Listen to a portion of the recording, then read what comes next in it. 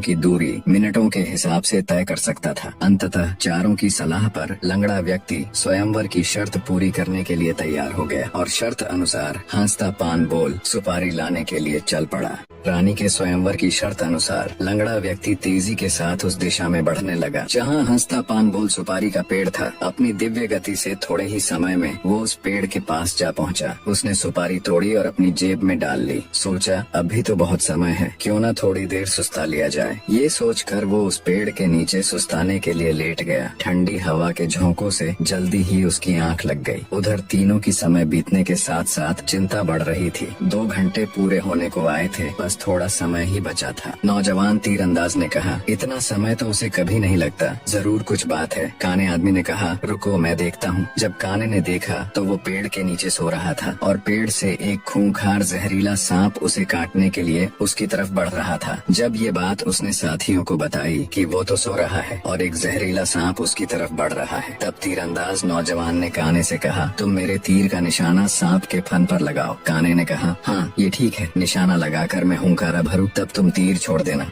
काने ने तीर को सांप के फन की दिशा में लगाकर जैसे ही हूँ कहा, तीरंदाज ने तीर छोड़ दिया। तीर सीधा जाकर सांप के फन पर लगा और धड़ाक की आवाज के साथ सांप नीचे गिर गया। आवाज सुन लंगड़ा आदमी हड़बड़ाहट के साथ उठकर बैठ गया। देखा तो एक जहरीला सांप उसके पास मरा पड़ा है और उसके दोस्त का तीर सांप को लगा हुआ है। सारा माजरा समझते उसे देर न लगी। वो दिव्य गति से नगर की ओर दौड़ा। समय रहते वो हंसता पान बोल सुपारी लेकर राजमहल पहुंच गया। अब समस्या ये थी कि राजकुमारी पर असली हक किसका है। राजा अगर घर से मर्द देखने नहीं चलता तो ये सारा किस्सा ही शुरू नहीं होता। काना अगर अपनी दिव्य दृष्टि से देखकर लंगड़े व्यक्ति को सांप से नहीं बचाता तो राजकुमारी के स्वयंवर की शर्त कैसे पूरी होती। नौजवान तीरंदाज के पास 100 कोस तीर चलाने की क्षमता न होती तो भी उसके मित्र को सांप डस लेता और शर्त पूरी नहीं होती। लंगड़े व्यक्ति के पास दिव्य गति न होती तो भी राजकुमारी स्वयंवर की शर्त पूरी न होती। राजकुमारी का पति कौन होगा? जब इसके ऊपर उनमें आपस में सलाह मशवरा हुआ तो राजा को ही चुना गया, क्योंकि ये सारी कहानी ही उससे शुरू हुई थी। पर राजा ने अपनी सारी बीती बात बता कहा, मैं पहले से ही शादीशुदा हूँ, इसलिए मैं राजकुमारी से शादी करूँ इसका सवाल ही पैदा नहीं होता। मैं तो तुम सबका शुक्रगुजार हूँ मेरा खोखला वहम तोड़ने के लिए। काने ने कहा, मैं तो इंद्र के अखाड़े में अपनी परियों के साथ ही खुश हूँ और वैसे भी मेरे दिन अब उस ऊपर वाले को याद करने के हैं। बारी आई युवा तीरंदाज की। उसने अपने मित्र से कहा, मित्र राजकुमारी के साथ तुम्हारा विवाह होना चाहिए, क्योंकि तुमने ही स्वयंवर की शर्त का सीधा पालन किया और राजमहल में शर्त अनुसार हंसता पान बोल सुपारी लेकर आए। इसलिए शर्त के दृष्टिकोण से देखें तो राजकुमारी पर तुम्हारा ही हक बनता है। तीरंदाज की बात सबको सही लगी और सबने सहर्ष सहमति जताई। लंगड़े व्यक्ति के साथ राजकुमारी का विवाह हो जाता है। सभी बहुत खुश थे। राजा सभी को अपने राज्य आने का निमंत्रण दे खुशी खुशी उनसे विदा लेते हैं। अपने मन में वो अब कभी रानी के साथ दुर्व्यवहार न करने की शपथ लेते हैं।